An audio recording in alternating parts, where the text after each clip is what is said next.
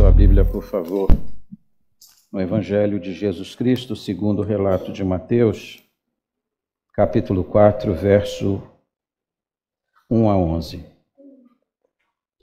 Se porventura alguém do seu lado não tem um exemplar da Bíblia, nós temos alguns exemplares atrás de cada banco da igreja e, além disso, o irmão que está do seu lado vai poder auxiliá-lo com a Bíblia que dispõe.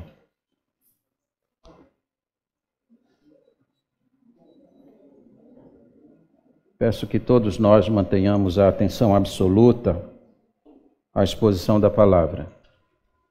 Cada momento do culto é muito importante, mas eu julgo e reputo sempre que o momento da exposição da palavra é o momento mais importante do culto. Não por causa do pregador, mas por causa da palavra que está sendo anunciada.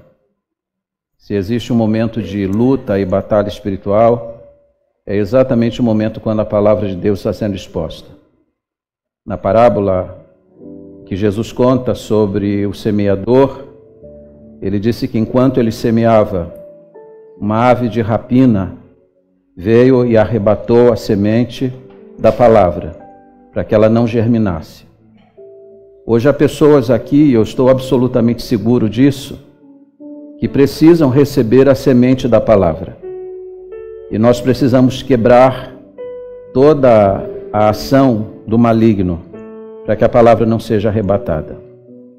E para isso, cada um de nós tem que colaborar. Celular, distrações. Peço que você desligue tudo. Obviamente temos pessoas que trabalham, precisam manter o celular ligado, ou tem filho em casa, ou tem filho na rua, e aí fica sempre com aquela preocupação. Mas se não for isso, eu peço para você se desligar de tudo isso, para que de fato a ambiência do culto contribua para que a palavra de Deus alcance e promova a edificação da igreja. O texto que eu vou usar hoje à noite para a exposição, ele é incomum num culto noturno da igreja. Eu acredito que nesses 36 anos de ministério, eu nunca preguei esse texto num culto noturno, sempre num culto diurno. Mas eu me lembrei essa semana de uma conversa que eu tive com o pastor Jeremias Bento, quando ele veio da Bahia pregar aqui em nossa igreja. E eu estava sentado com ele à mesa em minha casa, e ele disse: Pastor Glauco, no meu ministério eu tenho duas preocupações: levar a igreja a adorar a Deus e, na exposição da palavra, edificar a igreja. O restante Deus faz. É esse o meu objetivo aqui hoje à noite, com a Bíblia aberta. E peço que você, depois que nós orarmos, você mantenha a sua Bíblia aberta durante a exposição da palavra. Mateus capítulo 4, verso 1 a 11. Então Jesus foi, levado pelo Espírito ao deserto, para ser tentado pelo diabo. Depois de jejuar 40 dias e 40 noites, teve fome. O tentador aproximou-se dele e disse: Se és o Filho de Deus, manda que estas pedras se transformem em pães. Jesus respondeu: Está escrito, nem só de pão viverá o homem, mas de toda a palavra que procede da boca de Deus. Então o diabo levou-o à cidade santa, colocou-o na parte mais alta do templo e lhe disse: Se és o Filho de Deus, joga-te daqui abaixo, pois está escrito: Ele dará ordem a seus anjos a seu respeito, e com as mãos eles o segurarão para que você não tropece em alguma pedra. Jesus lhe respondeu: Também está escrito: Não ponha à prova o Senhor, o seu Deus. Depois o diabo o levou a um monte muito alto e mostrou-lhe todos os reinos do mundo e o seu esplendor. E lhe disse: Tudo isto te darei, se te prostrares e me adorares. Jesus lhe disse: Retire-se, Satanás, pois está escrito: Adore o Senhor, o seu Deus, e só a Ele preste culto. Então o diabo o deixou, e os anjos vieram e o serviram. Que Deus abençoe a sua palavra. Que Deus abençoe a sua palavra. Amém. Amém. Vamos orar. Bendito Deus e Pai, é com temor e tremor que eu me coloco diante da Tua palavra, submisso à Tua voz e dependente do Espírito Santo. Usa a minha vida para edificar muitas vidas. Vidas que estão aqui neste auditório e vidas que acompanham através da internet. Onde estiver um coração, que a Tua palavra alcance e que a ave de rapina não tenha o poder para arrebatar a Tua palavra, antes que ela vá e produza os efeitos para os quais ela está sendo enviada. Eu oro assim, para louvor do Teu nome, para a glória do Senhor, no nome de Jesus. Amém. Por favor, tome assento.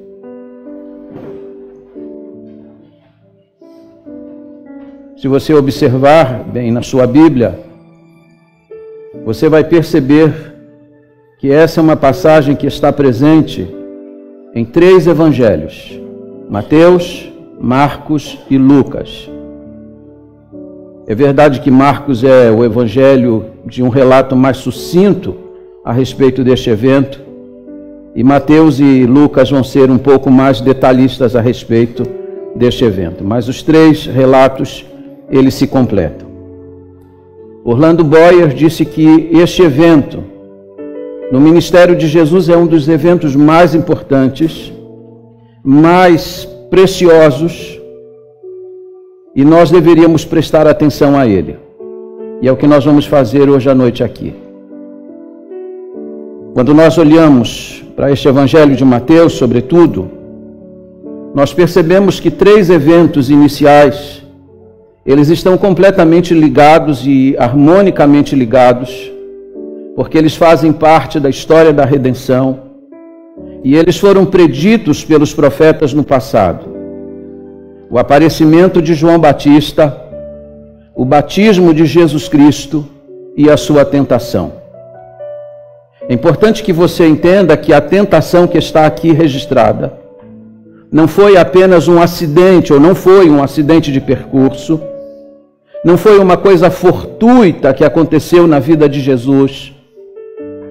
O que está aqui registrado fazia parte de um plano absolutamente necessário para a vida de Jesus Cristo.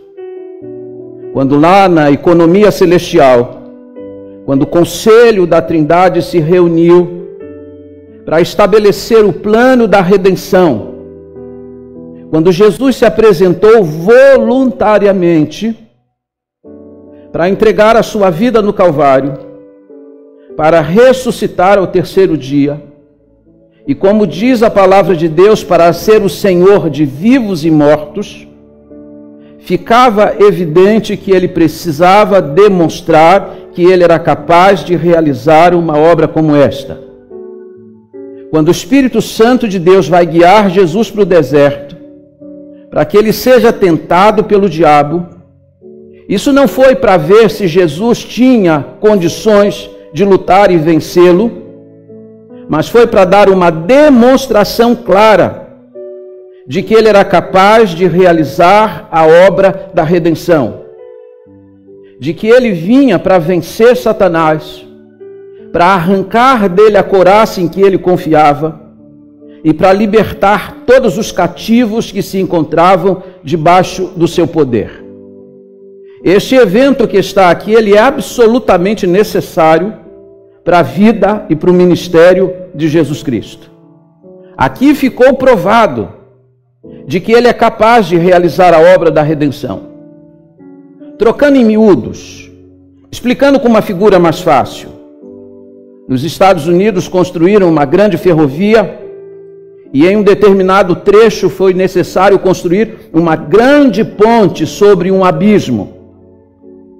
E essa ponte foi calculada, muito aço, muita estrutura, porque por ali passaria um grande comboio com muitos passageiros.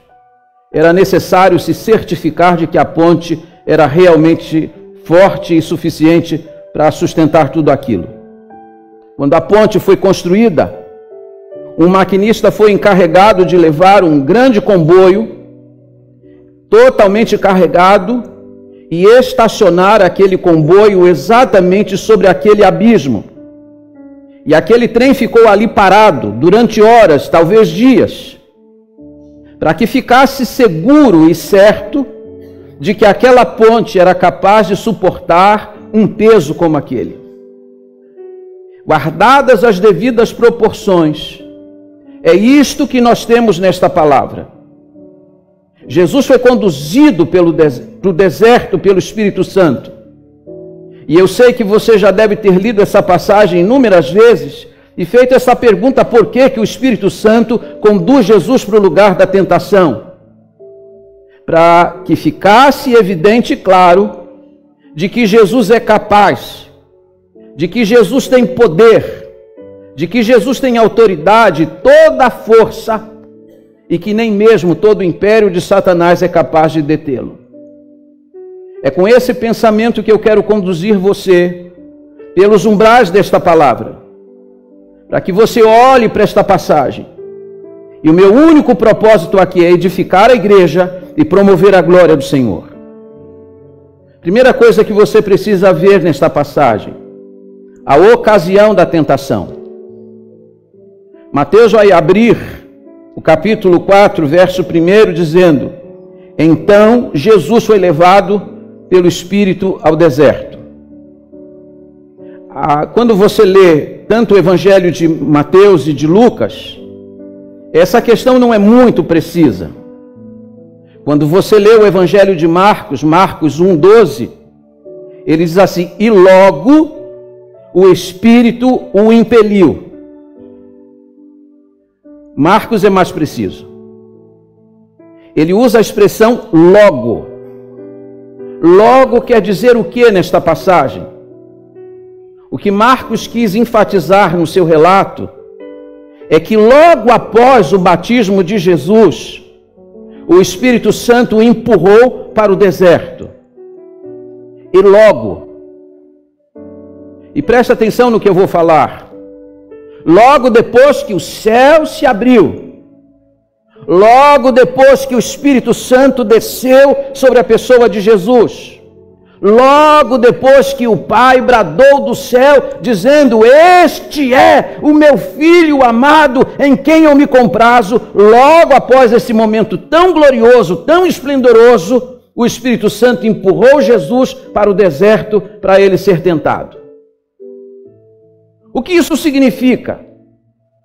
Significa que depois das horas mais esplêndidas da sua vida, que depois de obter uma grande vitória na sua vida, você deve manter a estrita cautela, porque talvez o seu momento mais perigoso esteja próximo.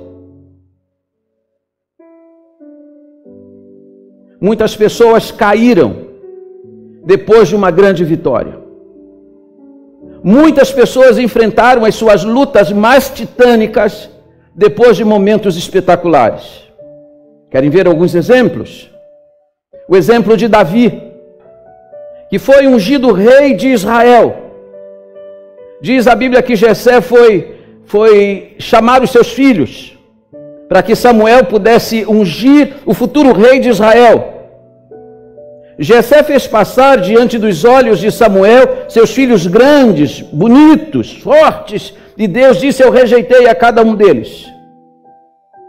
Mas quando chegou aquele menino que estava cuidando das ovelhas de seu pai, que havia sido esquecido naquele momento seletivo, Deus disse: a este que eu tenho escolhido, pode ungí-lo rei. E diz a Bíblia que Samuel deitou o azeite da unção sobre a cabeça de Davi, e ele foi ungido rei de Israel. Mas se você imagina que o momento seguinte é que ele se senta no trono de Israel, você está muito enganado. Porque a partir daqui vai começar uma luta, que vai durar aproximadamente 10 anos na vida de Davi. Durante esse período ele vai ficar fugindo, entrando em cavernas, se escondendo em cidades, porque diz a Bíblia que o rei Saul queria matá-lo. Depois de um momento tão glorioso, uma luta, e uma luta que durou bastante. Querem outro exemplo? O exemplo de Israel. Deus mandou Moisés ao Egito para libertar o povo e garantiu a ele que com a sua mão poderosa Moisés ia libertar o povo daquele cativeiro. E diz a Bíblia então que depois de Deus ter abatido aquela nação através das 10 pragas, Moisés então começou a conduzir o povo pelo deserto, até que finalmente Deus abriu o Mar Vermelho. Mas note você que depois da libertação, depois daquele momento de euforia, diz a Bíblia que Faraó vinha atrás. Os filhos de Israel olharam para trás e viram que Faraó estava vindo no seu encalço, depois de um momento tão glorioso, um momento de luta e de angústia havia se aproximado. Quer outro exemplo? O exemplo do rei Ezequias. A Bíblia diz que Ezequias vai fazer uma reforma espiritual em Judá. Durante seu reinado vai acontecer um avivamento no reino de Judá. E diz a Bíblia que Ezequias vai trazer de volta a celebração da Páscoa, porque já havia muitos anos que não se celebrava este rito que Deus havia ordenado aos filhos de Israel no passado. Depois que ele celebra a Páscoa, depois que ele faz o que Deus havia mandado o povo de Israel fazer, diz a Bíblia que seu reino foi cercado pelo rei Senaqueribe, que estava disposto a destruir o reino de Judá. Depois de uma hora tão gloriosa, um momento tão difícil. A vida é assim. O apóstolo Paulo é um outro exemplo. Paulo testemunha que Deus o levou até o terceiro céu. E você sabe que o judeu divide o céu em 3 partes. Essa primeira parte que você vê, onde trafegam os aviões, onde as aves voam, é o primeiro céu. O segundo céu é onde estão as constelações, as estrelas, as galáxias. Esse é o segundo céu para o judeu. E o terceiro céu é o lugar onde Deus habita, onde está o trono de Deus. E ele disse: Deus me levou até o terceiro céu. Depois que ele teve uma experiência tão gloriosa, ele disse que Deus permitiu que um mensageiro de Satanás fosse enviado para o esbofetear. E ele disse: eu fui atingido por um espinho na minha carne. Depois de uma hora tão gloriosa, uma luta tão intensa. Jesus está vivenciando isso. E Marcos vai dizer que depois dele ter tido aquela experiência gloriosa no Jordão, logo o deserto se apresentou e o diabo estava nele para tentá-lo, para derrubá-lo. Segunda coisa que você deve olhar comigo nesta passagem, o propósito. Diz aqui o verso 1. Então Jesus foi levado pelo Espírito ao deserto. Com que finalidade? Diz ele, para ser tentado pelo diabo. Ele foi levado para aquele lugar com um propósito. Era necessário certificar que ele era capaz de realizar a obra da redenção.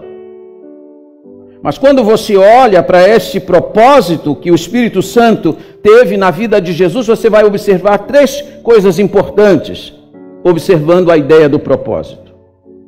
Que propósito? Primeiro, para demonstrar para nós a perfeita humanidade de Jesus Cristo. Ele não foi tentado como Deus, ele foi tentado como homem. Diz Hebreus capítulo 4, versículo 15, que em tudo ele foi tentado, mas sem pecado. O que o autor de Hebreus está dizendo é que Jesus, ele era absolutamente igual a nós, exceto numa coisa: ele não tinha pecado. Mas como homem, ele foi tentado em todas as coisas, mas ele não pecou. Mas foi tentado dentro da sua perfeita humanidade. Perfeito Deus, perfeito homem. Segundo, para mostrar para nós a retumbante vitória de Jesus Cristo. Cristo foi àquele lugar para vencer a Satanás. Ele não foi lá para ver se tinha condições de vencê-lo. Ele foi lá para vencê-lo. E quero dizer a esta igreja que Satanás é um adversário que já foi vencido. A sua vitória final e triunfal foi na cruz do Calvário. Colossenses 2,15, Paulo disse que Cristo arrancou de Satanás a sua couraça. E disse que expôs Satanás e todos os demônios ao desprezo e à vergonha eterna, porque triunfou dele na sua cruz. A vitória final foi na cruz. Mas a vitória de Cristo começa no deserto. Quando Adão, o primeiro Adão, que era o representante da raça humana, que era a autoridade federal sobre a criação, pecou, Satanás encontrou legalidade para reger esse mundo e dominar o ser humano. Por que você acha que está escrito em Efésios, capítulo 2, versículo 2, onde Paulo disse que o Espírito que opera nos filhos da desobediência? O que Paulo está afirmando em Efésios 2:2 é que Satanás ganhou a autoridade para reger os homens. E agora governa os homens que estão debaixo da desobediência. Para quebrar isso, era necessário um outro representante da raça humana, a quem o apóstolo Paulo chama de o segundo Adão, um segundo representante da raça humana. Perfeitamente Deus, perfeitamente homem. E agora é um homem que vai entrar no deserto. Deus e homem está no deserto para vencer Satanás. E aqui começa aquilo que está lá em Lucas, capítulo 2, capítulo 11, versículo 22 e 23. Jesus disse que o Espírito dele, o poder dele é como daquele valente que entra na casa de um outro valente. Porque ele é, Jesus, o mais valente. Entra na casa do valente e arranca das mãos dele os seus bens. Jesus está dizendo que Satanás é alguém que pega a vida humana e coisifica a vida humana. Quando alguém está no domínio de Satanás, é como se Satanás olhasse para essa pessoa humana e visse essa pessoa apenas como uma coisa, como um bem que ele quer dominar. Mas Jesus disse: eu entro na casa do valente e arranco das mãos dele os seus bens. Cristo tem essa autoridade. Quando você olha para o ministério de Jesus, Jesus começa a libertar possessos, demônios, saem daqui, caem dali. Essa vitória de Jesus e esse poder demonstrado começa a se efetivar aqui no deserto, quando ele vence Satanás e as suas insinuações. Terceira coisa que é importante você observar, e ainda olhando como propósito dessa vitória ali no deserto, é que Cristo aqui vai se apresentar como sendo o nosso intercessor. Em Hebreus, no capítulo 2, versos 17 e 18, o autor de Hebreus diz que Cristo se apresenta como sendo misericordioso e fiel. E sendo ele misericordioso e fiel, ele pode ajudar a todo aquele que está sendo tentado. E você sabe que o autor de Hebreus, ele trabalha o sacerdócio de Jesus Cristo, mostrando Cristo como aquele que está à direita do Pai, intercedendo pelos salvos, pelos crentes em Jesus Cristo. Mas diz que ele é misericordioso e fiel, e nesta condição ele pode socorrer os que estão sendo tentados. Quando Cristo foi tentado no deserto, quando ele experimentou o ardor da tentação, ele agora ganhou uma condição que antes ele não tinha. Ele agora sabe o que é ser tentado. Ele sabe como é difícil vencer a tentação. Portanto, quando você ora para ele e diz: Senhor Jesus, eu estou sendo tentado, me ajuda porque eu estou tendo dificuldade para vencer essa tentação, ele que ouve pode te socorrer. Ele pode te socorrer porque ele mesmo um dia foi tentado. E agora diz o autor de Hebreus que ele pode agir com misericórdia em favor de cada um de nós. porque ele sabe que as tentações de Satanás não são de brincadeira. Então há um propósito quando o Espírito Santo o empurra para o deserto. Terceira coisa que você deve olhar comigo: o lugar da tentação. Capítulo 4, versículo 1. Então Jesus foi levado pelo Espírito ao deserto para ser tentado pelo diabo. Onde que ele foi tentado? No deserto. Ele foi tentado no deserto da Judeia, na parte mais interior e longínqua do deserto da Judeia. Aquilo que é conhecido como Monte Carental, eu estive lá. É um lugar desolador. Lá, junto ao Monte Carental, não tem uma planta sequer. É um lugar inóspito, só de pedras. Quando eu pisei lá, a guia disse: foi aqui que Jesus foi tentado. E eu vi que aquele lugar é um lugar difícil. Durante o dia, o calor é infernal. Durante a noite, o frio é gélido. Jesus foi levado para esse lugar, onde não tinha comida, onde tinha muito calor, onde tinha muito frio, onde as condições eram precárias para se viver. E aí você pergunta por que o Espírito Santo de Deus guiou Jesus Cristo para este lugar. E aí a pergunta: com que propósito? 3 propósitos. Pelo menos aqueles que eu posso identificar. Primeiro, para mostrar, ou para que a tentação fosse mais severa. As condições eram completamente inadequadas, as dificuldades eram imensas. Foi nesse cenário que ele venceu. Adão foi colocado num paraíso, num jardim, e perdeu. Jesus foi colocado num lugar desfavorável e venceu. Isso faz com que a vitória de Jesus se torne uma vitória ainda mais retumbante.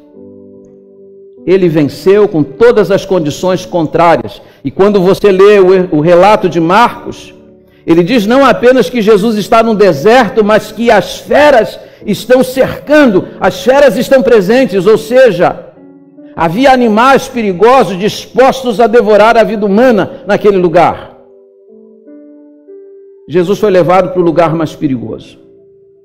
E isso torna a sua vitória ainda mais significativa. Segundo, para mostrar que a solidão pode ser muito perigosa. Você é daqueles que gosta de ficar sozinho, muito tempo sozinho, gosta de ficar sozinho com os seus pensamentos, pois saiba que essa é uma posição muito perigosa, sabia?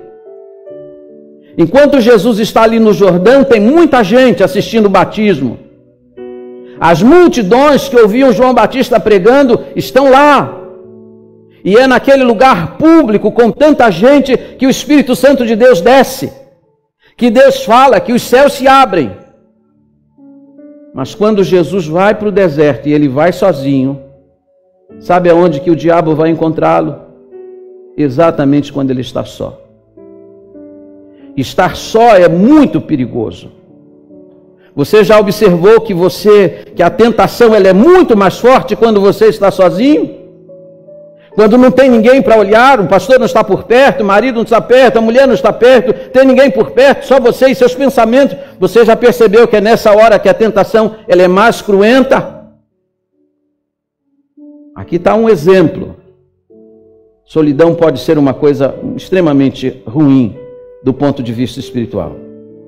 Aliás, quando foi que Davi pecou e caiu de uma forma vergonhosa em Israel? Exatamente quando ele estava só no palácio.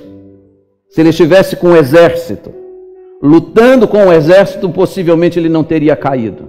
Mas ficou só. E vocês sabem que mente vazia... Como é que é o ditado? Todo mundo sabe esse ditado, né? Se a gente levasse a sério esse ditado, a gente teria muito mais precaução na vida espiritual. Terceira coisa, para mostrar que a sua vitória foi mais retumbante. As dificuldades foram imensas, mas a despeito delas, e a despeito de estar no cenário mais complicado, ele obteve uma vitória esmagadora sobre Satanás e sobre o seu império. A quarta coisa que você deve observar comigo nessa passagem, a duração da tentação. Quanto tempo durou? Quando a gente lê o texto, Mateus e Marcos, a impressão que a gente tem é que durante 40 dias e 40 noites Jesus orou e jejuou. E que ao final de 40 dias e 40 noites de oração e jejum, ele foi tentado. Se você ler só esse relato, essa é a impressão. Mas se você tiver o cuidado de olhar para o relato de Lucas, você vai perceber que a informação que ele dá no capítulo 4, versículo 2, e ele diz assim que Jesus foi tentado durante 40 dias e 40 noites. Quanto tempo durou a tentação? 40 dias. 40 dias sendo tentado. Mas aí você olha e diz assim, mas pastor, só tem 3 tentações aqui. Talvez o fato é que essas 3 tentações tenham acontecido no final dos 40 dias e 40 noites. Mas ao longo dos 40 dias ele foi atacado de todas as formas pelo mal. Mas a Bíblia destaca as mais intensas tentações pelas quais ele passou. E aqui um aspecto muito importante. O que é que Jesus estava fazendo no deserto? Orando e jejuando. Ah, pastor, estou orando, estou jejuando, agora o diabo não vai chegar perto. Você acredita nisso?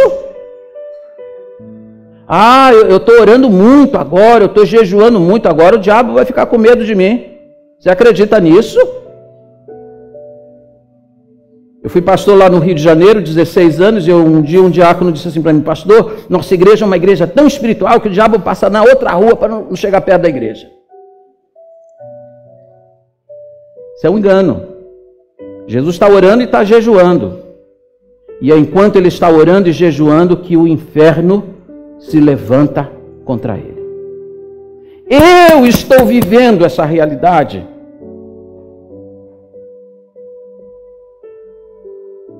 No momento que eu decidi orar mais, buscar mais, o inferno se levantou contra a minha vida. Não se iluda. Não se iluda. Eu ouvi do falecido pastor Ernesto Nini uma frase que eu nunca mais esqueci. O diabo não ataca moinhos de ventos. O diabo só ataca onde há resistência. Jesus está orando e está jejuando. E o diabo está se levantando para atacá-lo. Se você se consagrar a Deus, se você resolver orar mais e jejuar, se prepare. Se prepare.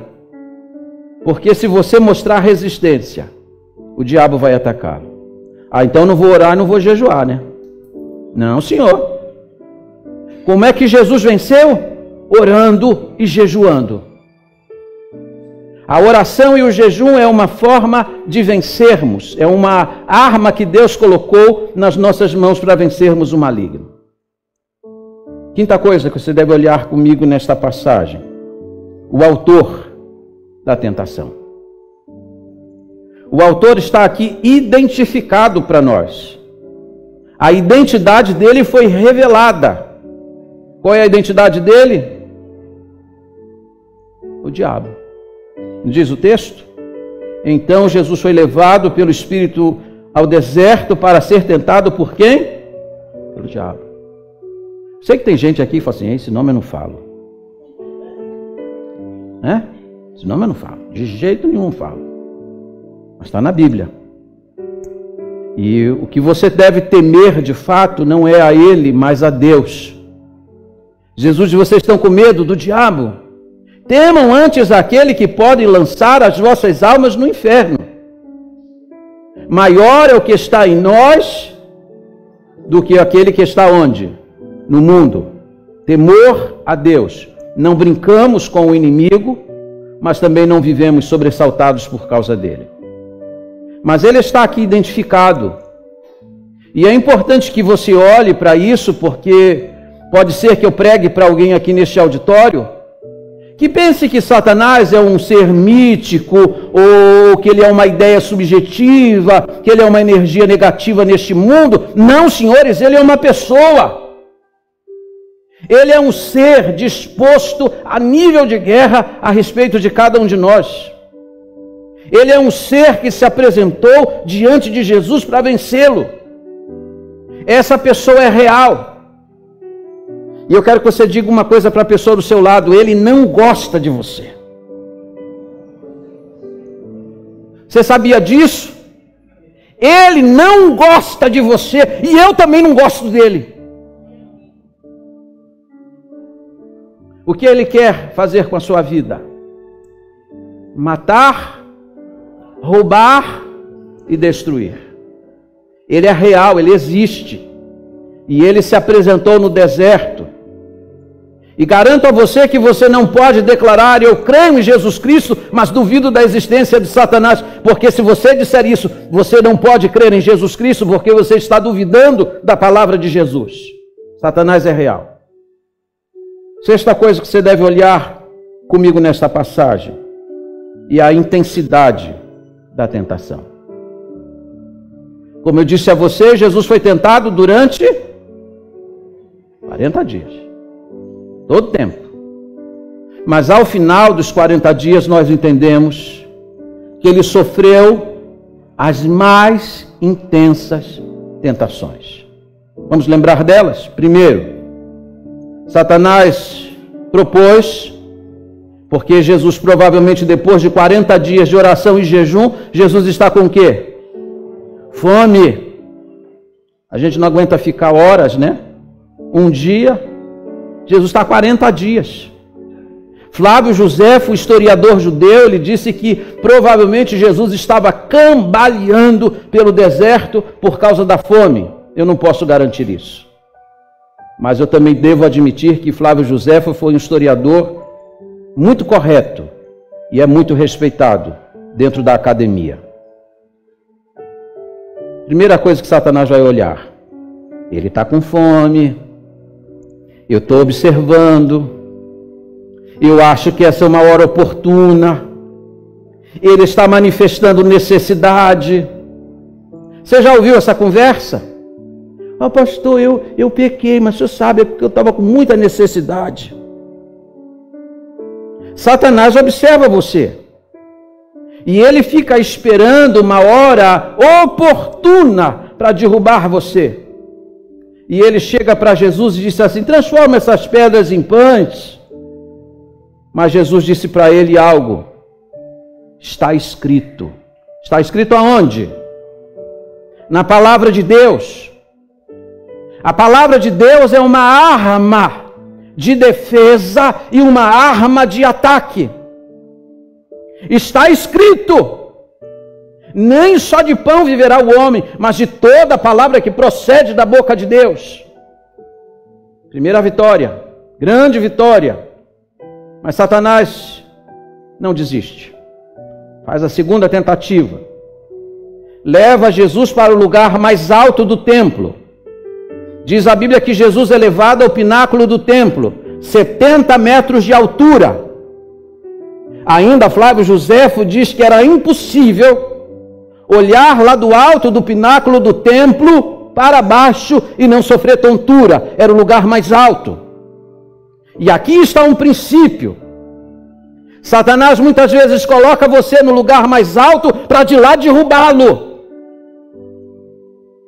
Essa semana, quando eu estava lendo a matéria lá da Cacau Show, se é verdade ou não é, o fato é, esse homem chegou no lugar mais alto e parece que é de lá que ele está sendo derrubado. Seu império corre risco de cair. Satanás faz isso. Ele eleva o homem para depois derrubar o homem. Deus faz o contrário. Deus abate você. Deus humilha você para depois te elevar. Jesus passou por muitos problemas, enfrentou muitas lutas, mas diz o apóstolo Paulo que por fim Deus o exaltou e lhe deu um nome que está acima de todo e qualquer outro nome.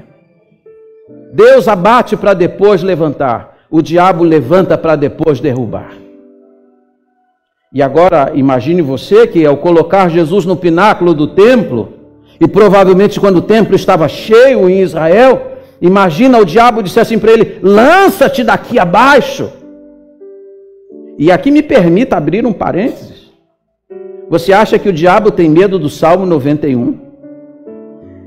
Já vi gente possessa e alguém corre lá e abre aí rapidinho o Salmo 91, vamos ler o Salmo 91, como se o Salmo 91 expulsasse Satanás. Pois o diabo está citando para Jesus Salmo 91. Pois aos teus anjos dará ordem a teu respeito, para que não tropeces em alguma pedra. Aqui é que está o problema. Sempre que Satanás cita a palavra de Deus, ele oculta alguma coisa. O texto não termina aí, porque o Salmo 91 diz: dará ordem aos seus anjos para que te guarde, e para que você não tropece em alguma coisa, e que te guarde em todos os teus caminhos. Que caminhos? Os caminhos de Deus. O diabo estava manipulando a palavra de Deus. E Jesus vai responder para o diabo: pois está escrito. Sempre a palavra de Deus. E Jesus disse: não ponha Deus à prova. Só há um lugar na Bíblia em que Deus se permite ser provado. Onde que é? Texto que nenhum crente gosta. Qual é o texto? Malaquias 3:10.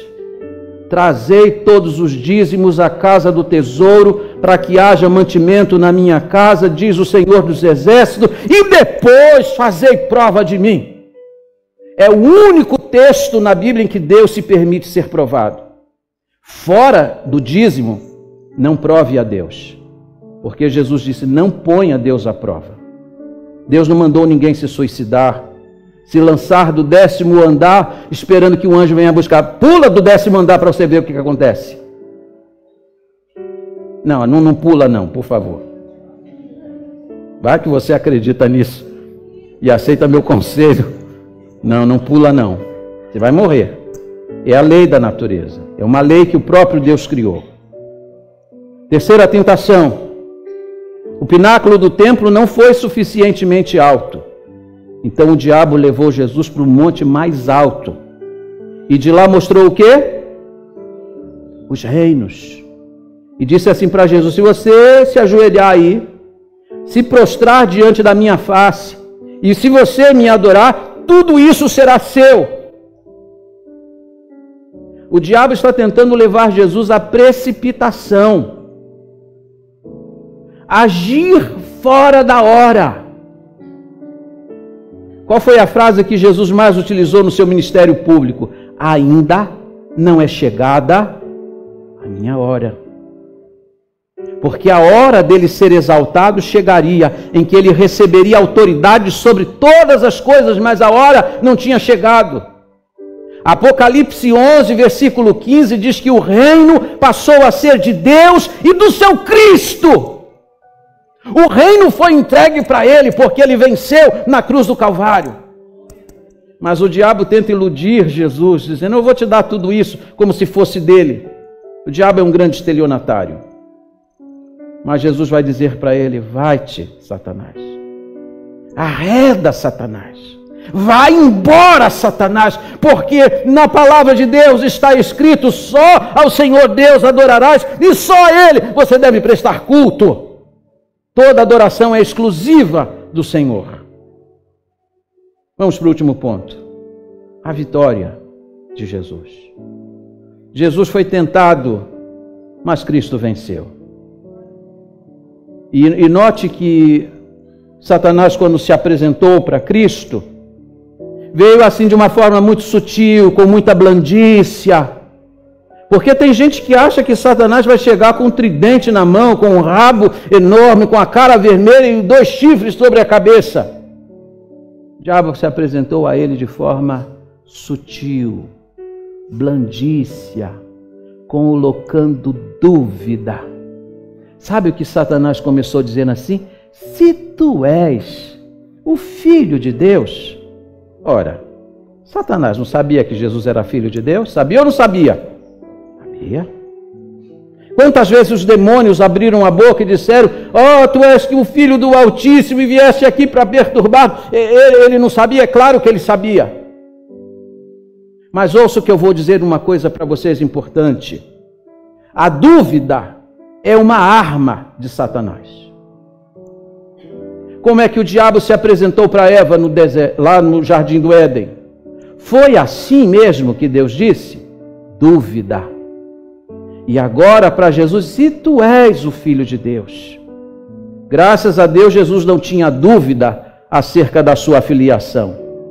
Ele sabia de onde vinha, sabia o que tinha vindo fazer e sabia para onde ia voltar. Jesus nunca teve dúvida da sua identidade. Mas o diabo lança a dúvida. Você já ouviu uma vozinha assim? Ah, mas você não é crente? Você não é amado de Deus? Por que você está com fome? Por que o teu pai não providenciou o pão para você? Por que teu pai te colocou nesse deserto? Dúvida, dúvida. Será que realmente Deus me ama? O apóstolo Paulo, quando escreve sobre a armadura de Deus, ele disse que quando Satanás lançar os seus dardos inflamados, e dardos inflamados em Efésios 6, é dúvida. Ele atira os seus dardos inflamados. Mas Paulo disse que quando ele lançar o dardo da dúvida, levante o escudo da fé, com o qual podereis apagar todos os dardos inflamados do maligno. Aqui está a minha fé, eu creio em Deus. Ele sempre cuidou de mim. Estou atravessando o deserto, estou no meio de uma luta, mas eu sei que Deus está comigo. Louvado seja o nome do meu Senhor.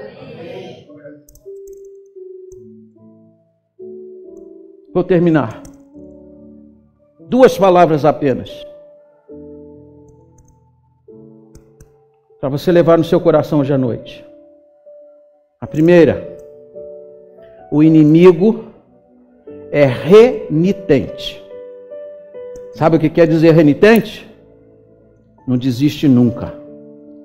Você vence Satanás assim, agora ele não volta nunca mais. Tive uma vitória espiritual espetacular. Satanás agora está com medo de mim, nunca mais vai me atacar. Não, senhores. Lucas 4,13 diz a Bíblia que o diabo o deixou até a ocasião oportuna. O diabo disse assim: eu fui vencido agora, mas vou esperar uma outra oportunidade, e quando essa oportunidade aparecer, eu volto. Você venceu Satanás, fique firme, mantenha vigilância, continue com os joelhos dobrados, porque o inimigo vai voltar. E quando ele voltar, que você esteja pronto para vencê-lo novamente. Segunda coisa importante para eu terminar, é que há uma recompensa para aquele que vence. Olha comigo, 4:11, texto que nós estamos lendo hoje à noite. Então o diabo o deixou, e os anjos vieram, e o serviram. Quando foi que os anjos vieram para servir a Jesus? Depois que ele venceu. Não foi antes. Você fica esperando o anjo chegar antes, para te ajudar. Não, ele só vem depois que você vence. A recompensa, ela vem depois da luta. E se há uma notícia boa que eu tenho para dar a vocês, é essa: depois de uma grande luta, vem uma grande vitória. E quando você obtém a vitória, Deus recompensa você. Domingo à noite que vem, Aliás, eu peço a vocês humildemente, não deixem de vir aqui dia 22, domingo pela manhã e domingo à noite. E à noite eu vou pregar o Salmo primeiro, mostrando o contentamento de Deus quando você anda e pauta a sua vida na palavra dele. Sempre há uma recompensa. E com Jesus não foi diferente, ele também foi recompensado. Os anjos vieram e serviram a Jesus naquele deserto. Deve ter sido uma apoteose. Deve ter sido uma coisa linda quando os anjos vieram. Mas os anjos vieram depois que a vitória foi alcançada. Minha pergunta para você: você está sendo tentado? O diabo se levantou contra a sua vida, contra a sua família, contra o seu casamento. O diabo está cercando você de todos os lados, você não sabe como vencê-lo. Você quer pedir ao Senhor para livrá-lo do mal? Jesus ensinou na oração do Pai Nosso, e ele disse que a nossa maior preocupação no final da nossa vida e em toda a nossa vida deve ser de sofrermos uma queda. Ele disse que nós devemos incluir na oração: e livra-nos do quê? Do mal. E mal, na oração do Pai Nosso, é maligno, é Satanás. Livra-nos de Satanás, Senhor. Me dá a vitória. Eu quero exaltar teu nome. Essa igreja vai ficar em pé agora. E eu quero desafiar você que está aqui,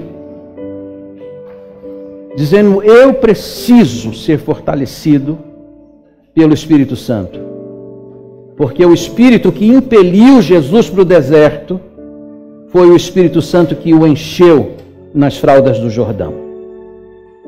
O Espírito Santo encheu Jesus de poder, e com poder ele enfrentou a Satanás e o venceu. Se você quer orar dizendo: Senhor, eu preciso ser fortalecido pelo Espírito Santo para vencer a batalha espiritual, eu vou pedir para você humildemente sair do seu lugar e vir aqui à frente. E eu vou orar por você. Lá na galeria ou aqui embaixo, onde você estiver. Pastor, eu preciso, eu necessito, eu estou enfrentando luta espiritual e eu preciso de revestimento do Espírito Santo. Se você precisa, sai do seu lugar e vem. Lá na galeria, quem quiser descer, pode descer também. Isso. Eu sei que eu não preguei sermão evangelístico, mas eu preguei a palavra de Deus. Então eu preciso perguntar aqui neste lugar: há alguém hoje à noite que queira entregar o seu coração a Jesus Cristo? Levanta bem alto a sua mão e eu vou orar em seguida. Deus abençoe sua vida. Tem mais alguém lá na galeria? Alguém? Pastor, eu quero receber Jesus como meu Salvador. Levanta bem alto a sua mão e abaixo eu vou orar por você. Aqui embaixo tem alguém? Deus abençoe. Pode abaixar sua mão. Vem cá, filho. Vem cá, Kaique. Eu quero orar por você. Vem cá, Ângelo. Vocês estão vendo isso? É importante que vocês vejam isso. Ah, o pastor não pregou o sermão evangelístico. A palavra não é minha. A palavra é de quem? De Deus. E quando a palavra de Deus é pregada no poder do Espírito Santo, Deus faz a obra. Deus faz a obra. Eu vou orar pelos irmãos e com os irmãos. Mas vou orar primeiramente por essas vidas que estão aqui. Vamos orar? Você pode primeiro estender as suas mãos sobre elas. Bendito Deus e Pai. Ó Deus, eu te louvo. Pela graça, pelo favor concedido a mim. E agora, Deus, eu quero te pedir por estas vidas no teu altar, tão preciosas, jovens, moços, flor da idade. Mas a tua palavra continua sendo a tua palavra, e a tua palavra é poderosa. E obrigado, Deus, por essas decisões que estão sendo tomadas hoje à noite. Peço, Deus, pela salvação, pelo perdão dos pecados e pelo poder do Espírito Santo nestas vidas, para que quando o tentador vier, e ele vai vir, ele encontre a casa devidamente ocupada E essas vidas plenas e cheias do Espírito Santo para mandar o diabo embora. Abençoa, ó Deus, a vida do Ângelo. Abençoa a vida do Kaique. Guarda-os debaixo da tua potente mão. Vá com eles para casa. Visita a casa de cada um deles hoje à noite. Eu te peço isto. E agora, Deus, eu quero te pedir pelos meus irmãos aqui neste altar, que estão aqui confessando que precisam do poder do Espírito Santo. Ó Deus, nós como teu servo Charles Haddon Spurgeon declaramos, nós cremos no Espírito Santo. Nós dependemos do Espírito Santo. Nós precisamos do Espírito Santo. Deus, encha-nos do poder do Espírito Santo. O diabo tem se levantado com toda a sua fúria contra nós. Mas dá-nos o poder, porque a tua palavra diz, resisti ao diabo e ele fugirá de vós. Dá-nos autoridade, ó Deus, sobre toda a hoste do mal. Abençoa esta igreja, levanta este povo com poder e autoridade. Que este povo não seja feito ao mal, mas a ouvir a tua voz. Encha meus irmãos do poder, Senhor. E se algum deles está enfrentando luta espiritual, tentação de Satanás, Deus dá vitória para os meus irmãos, ajuda-os, Senhor Jesus, tu que és fiel e misericordioso sacerdote, tu que já fostes tentado algum dia, ajuda os meus irmãos. Levanta, Senhor, os teus anjos para acompanhá-los e ajudá-los nesta pugna. Dá-nos a tua bênção, leva-nos debaixo da tua potente mão para os nossos lares.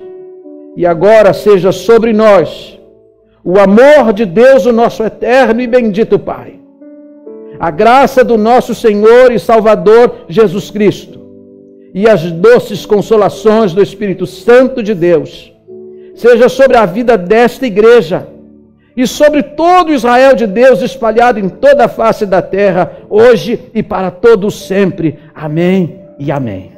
Deus nos abençoe. Dá um abraço em quem está...